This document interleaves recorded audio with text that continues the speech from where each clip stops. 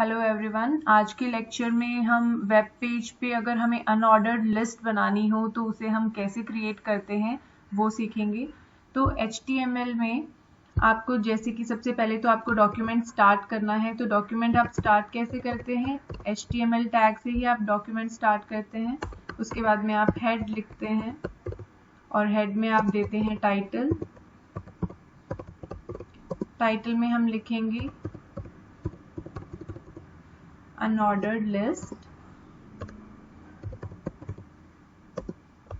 Title को close करेंगे। इसके बाद हम हेड क्लोज करेंगे।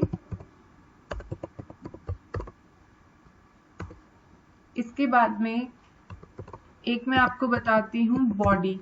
बॉडी में जो है, जैसे कि आपको पता है, बॉडी वो टैग नेम है जिसको आप किसी भी तरह की टेक्स्ट कंटेंट को बनाने से पहले इसे ओपन करते हैं। और बॉडी में आप बैकग्राउंड कलर भी डाल सकते हैं। इसको हम BG कलर इस एट्रीब्यूट की हेल्प से डालते हैं। जैसे मान लो हमें रखना है स्काई ब्लू, और अगर हमें अपने टेक्स्ट का कलर रखना है वाइट, तो जो BG और टेक्स्ट हैं इन्हें हम बोलते हैं एट्रीब्यूट्स। ये आपको बताते हैं कि आपको किस तरह की कौन सी रिक्वायरमेंट है जिसको ये फुलफिल करने वाले हैं। और इस एट्रीब्यूट की हेल्प से आप क्या कर सकते हैं कि जो भी एडिशनल इंफॉर्मेशन हम इसे प्रोवाइड करते हैं, जैसे बॉडी जो आपका टैग नेम है वो आपको कंटेंट, जो भी कंटेंट आप फ्रेम करना चाहते हैं उसके लिए हेल्पफुल होता है। पर इसी में आप अगर चाहते हैं कि आपके पूरे पेज का बैकग्राउंड कलर आप डिफाइन कर पाएं, आप टेक्स्ट का कलर भी डिफाइन कर दें, तो वो आप बैकग्राउंड BG कलर की हेल्प से करते हैं और टेक्स्ट की हेल्प से यहाँ पे जो आपका फॉन्ट है उसका कलर आप डिसाइड करते हैं। अब इसके बाद में हम आ जाते हैं अनऑर्डर्ड लिस्ट पे। अनऑर्डर्ड लिस्ट जो होती है वो UL टैग नेम से स्टार्ट होती है।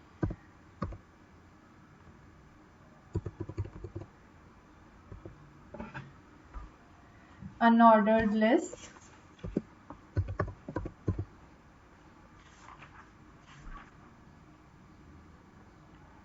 और ये अनऑर्डर्ड लिस्ट का मतलब क्या होता है? अनऑर्डर्ड लिस्ट वो होती है जहां पे इस लिस्ट में जो भी इंफॉर्मेशन है उसको कोई भी स्पेसिफिक सीक्वेंस की जरूरत नहीं होती है। आप किसी भी ऑर्डर में जब किसी आइटम को लिखना चाहते हैं जहां पे आपको एक सीक्वेंस की जरूरत नहीं है, वहां पे हम अनऑर्डर्ड लिस्ट को यूज करते हैं।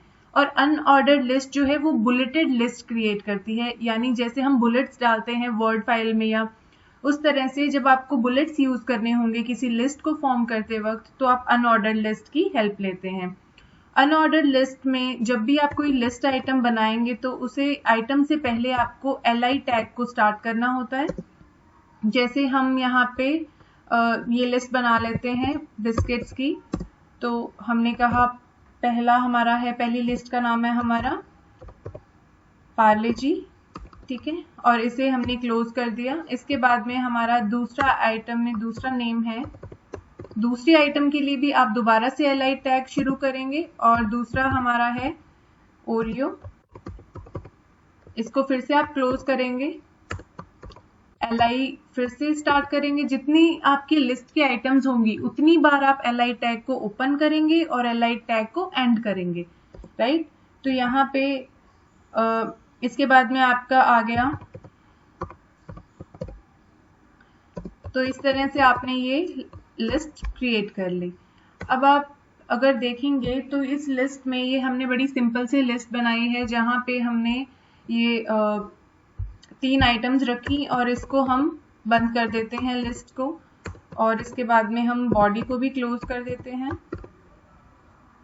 फिर बॉडी क्लोज करने के लिए उसके बाद में हम HTML को भी क्लोज कर देते हैं।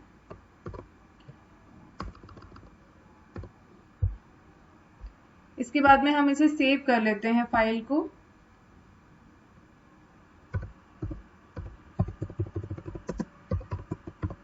unorderlist.html, जब भी आप HTML की फाइल को सेव करते हैं तो एक्सटेंशन .html आपको यूज करना होता है।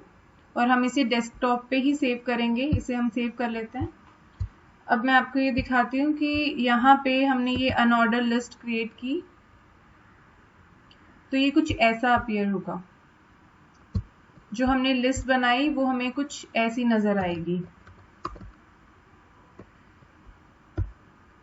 अगर हम यहाँ पे कुछ चेंजेस करें, जैसे कि आप देखिए कि हमने ये अनऑर्डर लिस्ट बनाई है, यहाँ पे बाय डिफॉल्ट जो होता है आपको डिस्क की फॉर्म में आता है। डिस्क मतलब जो आपकी शेडेड सर्कल जो आपको अभी दिखे थे बुलेट्स में, वही आपका बाय डिफॉल्ट आएगा। बट अगर आप चाहते हैं कि आप अपना उसका स्टाइल चेंज कर दें तो आपके पास 3 ऑप्शंस हैं। आप डिस्क की फॉर्म में रख सकते हैं, आप उसे सर्कल बना सकते हैं, या आप उसे स्क्वायर भी बना सकते हैं। तो आप अपने बुलेट को अगर स्क्वायर रखना चाहते हैं तो सबसे पहले आपने यूएल में टाइप एट्रीब्यूट को यूज करेंगे और उसकी आप वैल्यू दे देंगे कि आपको किस तरह की यहाँ पे चाहिए, आपको स्क्वायर चाहिए, आपको डिस्क चाहिए या सर्कल, तो वो आप वैल्यू यहाँ पे लिखेंगे। उसके बाद में फिर आप लिस्ट बनाते हैं और लिस्ट अगेन आपकी स्टार्ट होगी li से। लिस्ट आइटम जितनी होंगी उतनी बार li टैग स्टार्ट करेंगे। अब यहाँ पे हम एप्पल को हम क्लोज कर देते हैं इस लिस्ट को। दूसरी लिस्ट आइटम हमारी है, इसे भी हम क्लोज कर देते हैं। उसके बाद में आपकी तीसरी आइटम है और इसे भी आप क्लोज कर देंगे, राइट। इसके बाद में जैसे ही आपकी लिस्ट खत्म हो जाती है उसके बाद में यूएल टैग को आपको क्लोज करना होता है। उसके बाद में आप कंट्रोल एस की हेल्प से इसे सेव करते हैं और जब आप दोबारा अपना ये वेब पेज खोलेंगे और इसे रिफ्रेश करेंगे तो ये लिस्ट भी आपको यहाँ पे नजर आएगी। तो अगर आप देख पा रहे होंगे यहाँ पे, राइट, ये जो हमारी लिस्ट है, ये जब हमने बाय डिफॉल्ट इसने लिया था डिस्क में क्या था, ये जो शेडेड सर्कल्स आपको नजर आ रहे हैं ये बाय डिफॉल्ट आपके बुलेट की फॉर्म होती है। और जब आप इसे डिफाइन करते हैं, जैसे हमने स्क्वायर में डिफाइन किया, तो ये आपको स्क्वायर की फॉर्म में तीनों आपके बुलेट्स स्क्वायर की फॉर्म में आ रहे हैं। अब अगर मान लो इन एनी केस आपको चाहिए कि आप अपनी लिस्ट में ये चाहते हैं कि जो आपकी लिस्ट आइटम है उसका हर एक का बुलेट ही अलग हो, तो हम यहाँ पे भी इसको अलग दे सकते हैं। जैसे हमने पहला तो हम ले लेते हैं बाय डिफॉल्ट जो है वही ले लेते हैं, ठीक है। और यहाँ पे हम लेते हैं पेन। दूसरी आइटम हमारी है और इसमें हम डिफाइन कर देते हैं कि हमें यहाँ पे ये सर्कल में चाहिए, ठीक है। तो हमने एट्रीब्यूट टाइप डाला, टाइप इज इक्वल टू उसकी वैल्यू डाली इन्वर्टेड कॉमास में सर्कल, और उसे हम इसको टैग को कंप्लीट करने के बाद हम यहाँ पे लिखेंगे जो हमारा आइटम का नाम होगा और फिर हम इसे क्लोज कर देंगे। हमारे क्लोजिंग टैग में कभी भी कोई एट्रीब्यूट की वैल्यू या कुछ भी नहीं आता, इसमें सिर्फ टैग नेम होता है और इसका क्लोजिंग टैग में सिर्फ टैग नेम के हेल्प से इसे हम क्लोज करते हैं। उसके बाद में जो लिस्ट हमारी है उसमें मान लो हमें तीसरी आइटम जो है उसे हमने स्क्वायर में रखना है, तो हम यहाँ पे इसे स्क्वायर में रख लेंगे।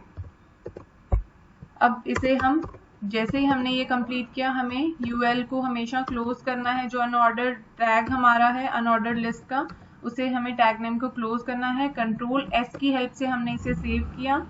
उसके बाद में हम यहाँ पे इसे रिफ्रेश करेंगे।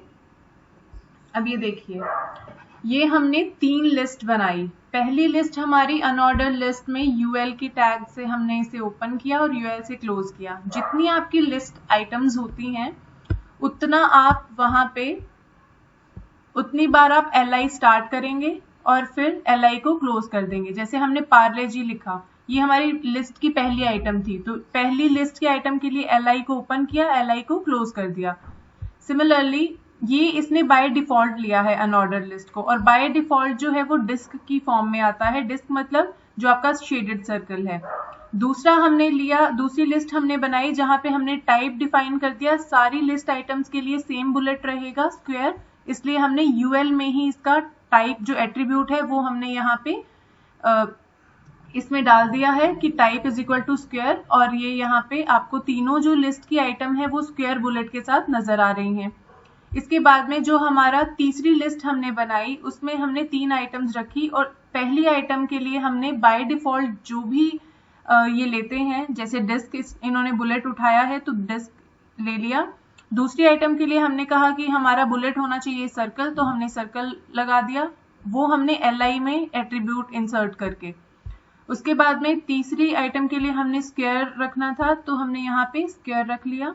इस तरह से आप अनऑर्डर्ड लिस्ट को बना सकते हैं। आपको स्टार्ट वही HTML हेड, टाइटल, बॉडी और UL से आप अनऑर्डर्ड लिस्ट को स्टार्ट करते हैं। जहां पे आपकी लिस्ट खत्म होती है वहां पे UL को आप क्लोज करते हैं, और इस तरह से आप ये लिस्ट बना सकते हैं। 3 तरह की लिस्ट होती है, बाकी की हम करेंगे नेक्स्ट लेक्चर में।